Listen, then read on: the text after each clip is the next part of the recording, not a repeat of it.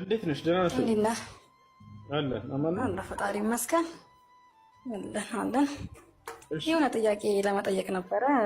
በሙስሊም ዩቲዩብ ላይ አዳምጬ መሪም እናታችን በቤተ መቅደስ ነው ያደገችው፣ በአንድ ቤት እምነት ውስጥ ነው ያደገችው የሚል ሰማሁ።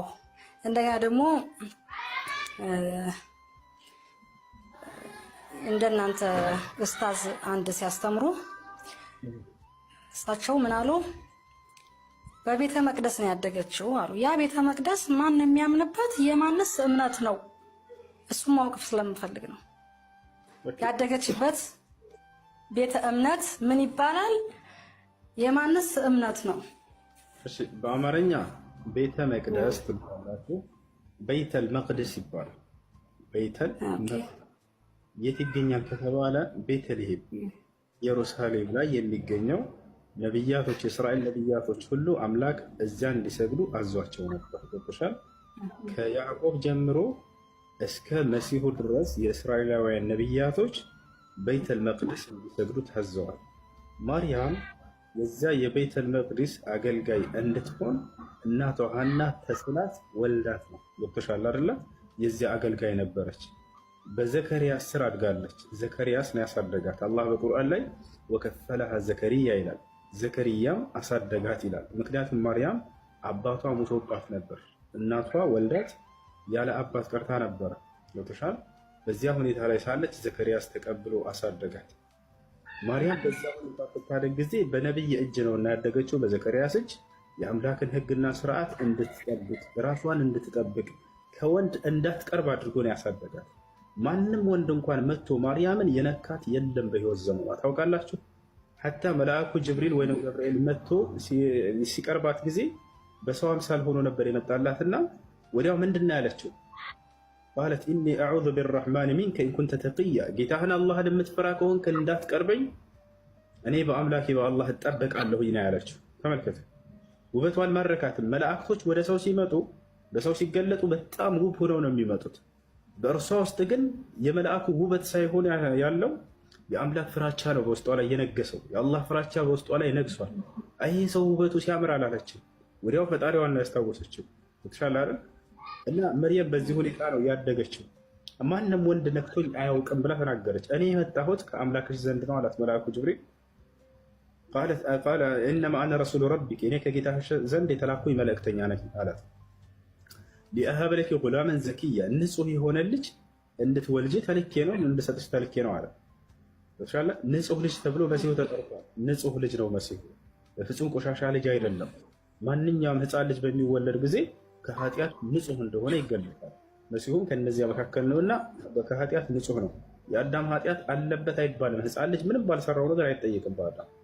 ከዚያ በኋላ እኔ ወንድ ያልነካኝ ሲሆን ብላ ገለጸች። ቃለት አና የኩኑ ሊ ጉላም፣ ለእኔ እንዴት ልጅ ሊኖረኝ ይችላል ብላ ገብርኤልን እዛው ጅብሪልን ጠየቀችው ማርያም። ወለም የምሰስኒ በሸሩ፣ ወንድ ያልነካኝ ሲሆን አለች። ወለም አኩ በግያ፣ አመንዝሬም አላቅምም አለች። ታዲያ በምን መልኩ ነው ይሄ ሊወለድ የሚችለው ብላ ስትጠይቅ ጊዜ ቃለ ከዛሊከ ቃለ ረቡኪ ሁወ ዐለይሂ ሀይን፣ ጌታሽ አምላክሽ አላህ ይሄን ማድረግ ለእኔ በጣም ቀላል ነው ብሏል። ሁን በሚለው በቃሉ እንደሚያስገኘው ነገራት። የተሻለ አይደለ? ቃል እየተባለ መገለጽ ያስፈልገው መሲሁ በዝሙት እንዳልተወለደ ለመግለጽ ነው። ዮሐንስ ሰዎች አልተረዱትም። የተሻለ አይደል? እርሱ በቃል የተገኘ ነው እንጂ እናንተ እንደምትሉት በዝሙት አልተገኘም እያለ ነው። ምክንያቱም መጽሐፍ ቅዱስ ላይ ራሱ አይተሽ ከሆነ አይሁዶች ከመሲሁ ፊት ነበረ፣ እኛ ግን የዝሙት ልጆች አይደለንም እያሉ መሲሁን ያሸሙሩበታል። አንተ የዝሙት ልጅ እያሉት ነው። ገብቶሻል? ዮሐንስ እንዲመሰክር ታዘዘ። በቃል አማካኝነት የመጣ ልጅ ነው እንጂ ይሄ በዝሙት አይደለም ብሎ። ለዚህ ነው በመጀመሪያ ቃል ነበር ሲላቸው የነበረው። በቃል አማካኝነት የተገኘ ነው እሱ እያላቸው ነው። ያ ቃሉ ደግሞ ከአምላክ ዘንድ የመጣ እንጂ ከማንም አይደለም። አምላክ በቃሉ ያስገኘው ስጋ ወይንም ሰው ነው እያለ እየገለጸላቸው ነው። እና ይሄ ነው። እና ማርያም በእስልምና ያላት ቦታ ይሄ ነው። በዘመኗ ከነበሩ ሴቶች ሁሉ ከዓለማት ሴቶች በላጭ ሴት ነች ብሎ አላህ ገልጿታል በቁርአን ላይ። ኢነላህ አስጠፋኪ ወጠሀረኪ ወስጠፋኪ ዐላ ኒሳኢል ዓለሚን፣ እነሆ አምላክሽ አላህ አንጽቶሻል አላት መልአኩ ጅብሪል ወይም ገብርኤል ወደ እርሷ መጥቶ። አንጽቶሻል ማለት ከኃጢአት ሁሉ ንጹህ ነች። መርየም ዓለይሃ ሰላም ንጹህ ነች። ነቢያቶች እንደማይሰሩ ሁሉ እርሷንም እንድትሰራ አላደረገም ኃጢአት። የሚገርማቸው ወካነት ሚነል ቃኒቲን ብሎ አላህ ይገልጻታል። በእኔ ትእዛዝ ላይ ቀጥ ካሉት ነች ይላል። በእርሱ ትእዛዝ ላይ ቀጥ ያሉት ያላመጹት ነቢያቶች ናቸው አይደለ? ከነዚያ ናት ብሎ ገልጿታል አላህ ሱብሓነሁ። የሴት ነቢይ የለም እንጂ መርየም ነቢይ ትሆን ነበር።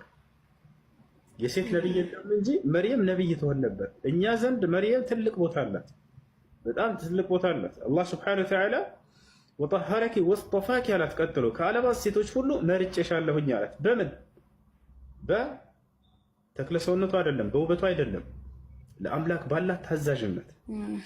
ለአምላክ በጣም ለአላህ ታዛዥ ነበረች። ሁሌ ቀንም ሌትም አላህን ነበር የምትገዛው። ወስጠፋኪ ከማን ዐላ ኒሳኢል ዓለሚን፣ ከዓለማት ሴቶች ሁሉ በጽድቅ ተመርጠሻል ተባለች። ማንም እርሷን የሚስተካከላት ሴት የለም በዘመኑ። ነቢዩ ሙሐመድ ሰለላሁ ዐለይሂ ወሰለም ስለ ማርያም ምን አሉ ከተባለ በምድራዊ ህይወቷ ምሉእነትን የተጎናጸፈች ሴት እርሷ ነች በመጀመሪያ ብለው ገልጸውላት።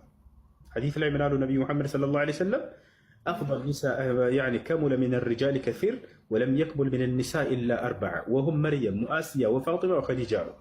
በዚህ በምድር ላይ ምሉእነትን ያኒ ሙሉነትን የተጎናጸፉ ሴቶች ከእነርሱ መካከል አራቱ ልግለጽላቸው። ከወንዶች ብዙ ምሉእነትን የተጎናጸፉ አሉ፣ ከሴቶችም እንደዚያው አሉ። ከእነዚያም መካከል መርየም አንደኛ ነች፣ አሲያ፣ ፋጢማ፣ ኸዲጃ። እነዚህ አራቱ ምሉእነትን የተጎናጸፉ አሏቸው። በምድራዊ ህይወቷ ላይ በቃ ምሉእነትን ተጎናጽፋለች።